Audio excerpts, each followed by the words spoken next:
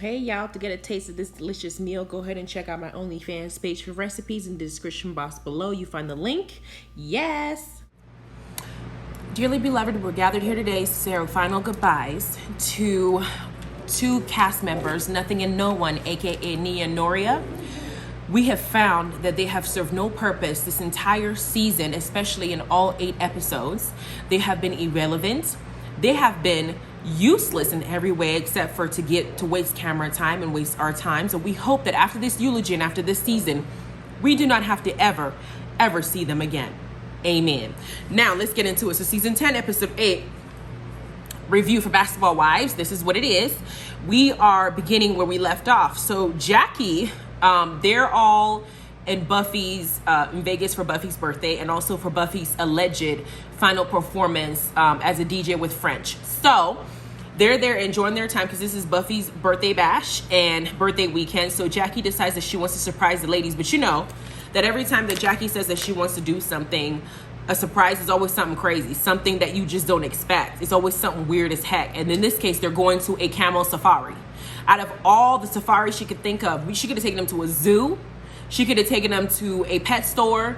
This heifer took them to a camel safari. So they're all expecting to go to see some strippers, like Jennifer suggested in her confessional, whatever, in her green screen. And we get there and it's a bunch of camels that didn't even get to ride. And so Jackie's sitting there, the lady's doing her best to make it as fun as she can. I mean, Vegas is the desert, so it makes sense that a camel will be somewhere to be found along with a tumbleweed, but it just didn't make sense that these glam team is going to go see a camel. So they get there, and then one of the things they have Jackie do is to blow on the camel. I'm like, Jackie, you will blow on a camel, but you won't blow Doug, okay? And ironically, Angel Brinks actually mentioned that Jackie said that she won't blow Doug because it's disgusting and she don't like how it tastes and she doesn't like the oyster feeling going down her throat. But she's out here blowing in the face of a camel who doesn't brush her teeth, who probably licks his own booty, who doesn't take showers. Girl, you like that smell instead? I mean, I'm confused. Then we get to showing the scene where Malaysia and Angel are in the bus, the cart that they used to get to the camel safari, and they're talking. And Angel explains that she's not really gung-ho about interacting with Nia because of Nia's behavior in posting that post that she made on social media saying that this is the first time she's going to get a taste of out-of-wedlock food. Nia has what we call dry humor. And at the end of the day, even if it was dry humor, for her to post that makes me think that she wanted a moment on the show. Because she also knows that was rude. Coming out and saying, oh, because I'm a single mother, that gives me a right to be insulting somebody when they invited me to something doesn't excuse the fact that what you did was rude. And I feel like because Nia does not have a storyline or anything for that matter to offer to this series, she's doing little things to create drama for herself, however dumb it is. It's like a pick-me situation. I'm going to get attention by any means necessary, even if it makes me look like a fool. Because she looked like a fool. We had Noria come in trying to defend her. I just ate and I feel like I have something in my teeth. But we had Noria come in trying to defend her and her behavior. And nobody wants to hear it. Because both of them act like they're one brain. They don't have a brain of their own. That individually. And then Angel basically mentions her little reservations about running into her. And on top of that, she's kind of talking to Malaysia, who Malaysia also has her issues with Brandy, and Brandy's also on the trip. So that was what they discussed in a nutshell, but then they end up going from the camel safari to a bonfire. It was a nice bonfire, well put together. The trip looks like it's starting off very well. Everybody is enjoying themselves. They're talking, getting along, and Brooke asks Angel and Malaysia, which I think was a stage setup situation. At some point, Brooke must have known what the details were a little bit, because why would you even bring that up? It seems staged. But Brooke decided to say, hey guys, what were you and Malaysia talking about in the bus while we were at the camel safari? And Angel said, well, I was just talking about what Nia did with that post and how I felt about it with Malaysia. So Nia takes this opportunity to defend herself and to basically explain herself. Now, a wise person would have just said, you know what? It was a joke in poor taste. I didn't think about what I was doing. I'm really, really genuinely sorry. And now that I think about it after the fact, I behaved poorly in how I handled the situation while at the party and what I posted. I'm just really, really sorry that happened. I really didn't want to ruin your baby shower. I just wasn't thinking when I did it. I don't have any excuse other than it was just a stupid decision to make. That apology would have been more acceptable than what she did. She fixed her mouth and said, well, I just felt attacked.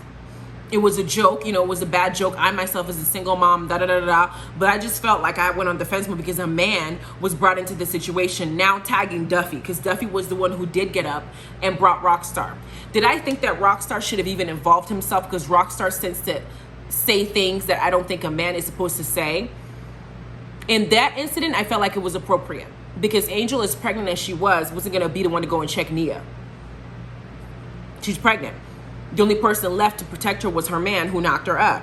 So he went there to basically ask her to leave and to check her. And she got on the fence when she could have just said, yo, I'm so sorry. I didn't realize it was going to do this. It was just a joke in poor taste. I didn't mean to hurt anybody. She doesn't understand that when you do something wrong, you have to apologize sincerely. You're not supposed to deflect or try to defend your stupid decision. Just say sorry. It will never happen again. I'll be more mindful. It's not hard. This is what I mean by saying that I think that she's trying to grasp at straws to create drama for herself. But of course, Noria is now getting in here, her dumb stuff that has no purpose whatsoever. She's irrelevant. Fixed her mouth and said, but it's because y'all don't know her. I don't need to know somebody that would do something like that or make a mistake and cannot own up to their mistakes. So Duffy's now getting pissed off and Duffy's going off on her, is getting loud. Everybody's running their mouth. Brooke is saying something. Jennifer at some point tried to defend Nia, saying, hey, you know, it was a bad thing to do, but she herself said she's a single parent. She didn't mean it like that. It went over everybody's head. Malaysia suggested that Angel and Nia go off to the corner and have a conversation. I don't know how Noria carried herself there like they're glued to the hip. What are you doing there? It was supposed to be a private conversation between Nia and Angel. Angel stood her ground and said what she said and said, whatever energy you're bringing, this aggressiveness you're bringing towards me, I didn't do it to you.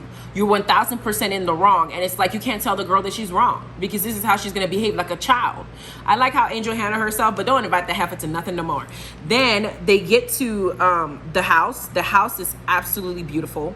The house that Duffy got them. Duffy knew exactly what she was doing. She understood the assignment. It was a gorgeous house, had a wine cellar, had Prosecco waiting for them when they got there. It was very well done. But they get there, and then while they're popping Prosecco, they're all talking about Nia's lack of accountability, discussing it. Brooke is giving her 2 cents. Jennifer is giving her 2 cents. And of course, now Duffy is preparing to go on her tour, or her last DJing with French. She decides to take British with her to go and meet up with French and talk to him about, you know, making music as her last hurrah, making like a record together and whatnot. And then while she's there, she's like pitching British to him, like she's gorgeous, she's thickum, she's beautiful, she got the lips, she's rich, she's successful, you're single, let's just get into it. Get in there and y'all go ahead and make some beautiful babies.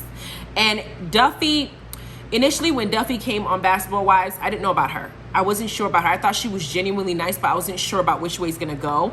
I have liked her so far, except for the mess that she did, running over and telling Jackie Angel's business. I like Duffy as her character entirety, okay? She seems like she's good vibes. She seems like she's fun and whatnot. I can see how her and Brandy are friends, because here she is pitching British to French, and British is like, I thought we were here to talk about business. She goes, we are talking about business, the business of you two getting together. So it was nice, and you saw British blushing. It was just a cute scene. Then she asked French if they can make a record together. French agrees, and it seems like that helps Duffy's career in the long run. Duffy then, while preparing for her show, decides to call nothing to no one and disinvites Nia. She did not disinvite Noria, but like I said, both two have the same brain. So she disinvites Nia, saying, I don't want any bad energy, because Nia did misbehave at the bonfire. She said, I don't want no bad energy. I don't want to deal with that. I just want to enjoy myself. But that's also a way to teach her a lesson. It was like, I'm going to punish you because you did this type situation. Duffy knew what she was doing in that regard. But Noria could have gone and just let Nia handle herself. She's a grown woman, like she says. But then after she's done, Nia, who gets disinvited, goes in the on confessional on the green screen talking about DJ Dusty invited us to this place and now she disinvited us. I just don't ever want to go anywhere that she invited. I said, well, if that's the case, you can just hop on a flight right now and head back home. You don't have to be there if you don't, you don't have to be there and talk crap about her. It's the same thing that she did with Angel.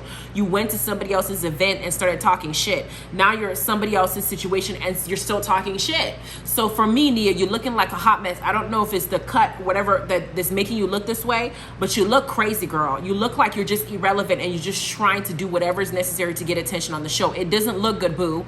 Then Noria goes and nobody says anything. Girl, we're not going to defend this stupidity. Hell, you weren't even the one that was disinvited. It was just this one over here. Why would they say something? Why are you involving yourself in this? Girl, have your own mind and hush. Then DJ goes, does her show. Everybody has fun. It's great. It's wonderful. It looked like it was lit. I wish I was there.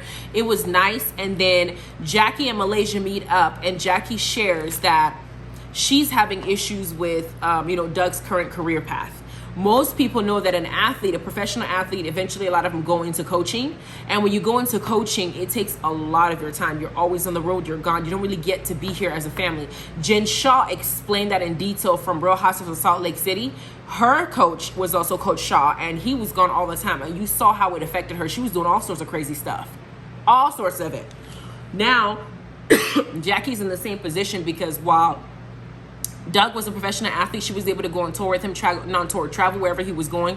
Now that he's doing coaching, there's not really much there, and their careers are going all in separate ways. So she's really feeling it. She's feeling alone. She's feeling lost. She's feeling, like her husband's not around, her support system. This job is taking a toll on her mentally. And she decides to share that information with the group later on, which humanizes her a little bit. Because Jackie always paints herself as, I'm the person, I'm the relationship guru, I've been married for X amount of years, I know everything. It's good to see that even somebody has a kink. It's not like you're putting this, you're portraying this perfection out into the world. You are going through similar issues that all other marriages face, and you're wishing to air it out and get the support from the ladies and explain yourself. In the middle of this, then Brandy, Malaysia decides to express herself as well. Express how she's been feeling, what she's been going through, the depression, everything that she's been dealing with, and she's had so much weight on her shoulders. I don't know how much in detail she went into because, they kind of cut the scenes, but she decides to address Brandy, and she tells Brandy, I didn't mean to be a shit friend to you. I really did not. I wouldn't do something to hurt you. But the way that Malaysia says it again, I told you she didn't have any expression on her face. Brandy, I just want you to know that I'm sorry for not being a good friend to you, because for me, when I go through stuff, I don't know, I don't want to share it with the world. Everybody has their own problems going on, and I just don't want to put it out there and put my burdens on you. I just deal with it my own way. And if I was a bad friend to you, I'm really sorry. I would never ever do anything to intentionally try to hurt you as a friend. I do care about you, and I just want you to know that. It's just me and going through a lot of stuff and da-da-da-da-da. Then Brandy goes, it's not even when you find it out about my father, I just felt like you really didn't acknowledge it, and even if you did, you really didn't say anything, and you knew how supportive he was of our relationship. Okay, Brandy, I'm just really, really sorry. I just deal with things a different way, and I just want you to know that, from now, I'm just tired of our fighting, and I just want us to fix things. So Brandy gets up, and Brandy goes to give her a hug, and she said, you're gonna give me a real hug. And it was nice to see them finally, because I know that Brandy just wanted Malaysia to show she cared, even though Brandy was doing way too much, because Malaysia seemed like she just didn't care. It also seemed like she just wanted her friend that she knew for a long time to express that she really genuinely cared. I do hope that they keep this up to the reunion. They don't look back at what they said about each other and then start bringing it up in the reunion, and this friendship that they're having starts breaking down again. Because they said I love you to each other, and I hope that they meant it, because we saw what happened with Evelyn and Jennifer. We thought that they hugged it out. We thought that they fixed things. In the reunion, they said I love you to each other after Evelyn tried to attack Jennifer when Jennifer told her that she should never have married Chad, only for us to realize that she should never have married Chad in the first place. And then Evelyn turned around next season and watched as her other friends slap the crap out of Jennifer and try to hop over her table and try to whoop her. I mean, we just hope that this is actually a genuine thing and that is not a repeat situation. Then everybody's crying and happy about their, their kumbaya moment. And of course, Nia and Noria decide that they want to address the situation. And of course, Buffy says that she invited them because she felt bad after she disinvited her, whatever the case is. So she invited her to another event that apparently Nia, no one decided that they didn't want to come for it because of that situation, trying to be petty. They're there, and Noria decides to insert herself further into the drama that does not have anything to do with her. Nia is the issue, girl, not you. And Nia has this attitude that's like this, I don't care, whatever type thing, but you're there. If you don't care so much, you can just get up and go. And it's starting to become irritating because you're just disrespectful. That's what it's coming off. You're just disrespectful. And they're sitting there and they're talking and screaming. And of course, now it gets to the point where Duffy's like, you know what, y'all are talking to me crazy in my house where I'm paying for stuff. Y'all can get up and go if you don't want to be here. I don't give a crap about this mess. Y'all, y'all are a clique. And I said, did you just say, it's like you guys are cliquish? And, if we're not in your clique, then we get this. I said, hold up. Last season, When OG was off on the island, everybody was trying to make her seem like she was crazy for having the right to feel the way that she feels. She was on an island by herself, and y'all were new. You went and clicked yourself with the girls you thought were the cool group, and you joined and ganged up on her for something y'all weren't even present to even see. Y'all weren't in the seasons when her and Evelyn initially started this whole argument. Y'all popped in at the end and had the nerve to insert yourself because you wanted to click up and click in the direction you thought was going to suit you. Now that you're on the outs of the clique, you want to cry about it? Cry about it. You're not in the clique, boo. You're not, and you need to be out of the clique because now you know what it feels like. What goes around comes around. You reap what you sow. How you treat people comes around and gets you. You know how it feels now. You know how she felt because y'all did it too. So stay where you're at. Then Noria is ready to fight. She's sitting down. She's like, I'm being respectful. Don't disrespect me. I'm like, girl, y'all started this, and technically, if you're so unhappy, you can leave. And then Nia's like, girl, bye. Then you see Brooke getting upset because Brooke is ready to just take off on him because it's just insults after insults after insults and just ungratefulness when you could have just left. You were invited, now you're disinvited. You keep causing fights in every situation you're in. It's either the bonfire or the house. If y'all so miserable, go home. So for me, I just feel like they're grasping at straws, trying to create moments, and I don't like it. I don't. I'm ready for somebody to beat them up. You see plates flying, you see glass flying, you see something flying. Somebody got hurt. I don't know who was bleeding, but I do know that the next episode, they're going to show us a little bit more about what happened with this final argument. I'm glad that Brandy stood in front of Duffy because Duffy looked like she was ready to swing up on one of these girls. And for me, I don't know if I would be upset because at this point, nothing and no one are also irritating me through the screen, and I'm not even in front of them. So if you can piss me off through the screen, I don't know what it feels like in person. I might just take off on you too. Anyway, that was this episode. I hope you guys liked and enjoyed it. Make sure that you go ahead and subscribe to my OnlyFans page. You can go ahead and check out the recipes I just put up. Enjoy. Check the description box below for the link. You guys have a good rest of your day and check out my P-Valley review. Bye.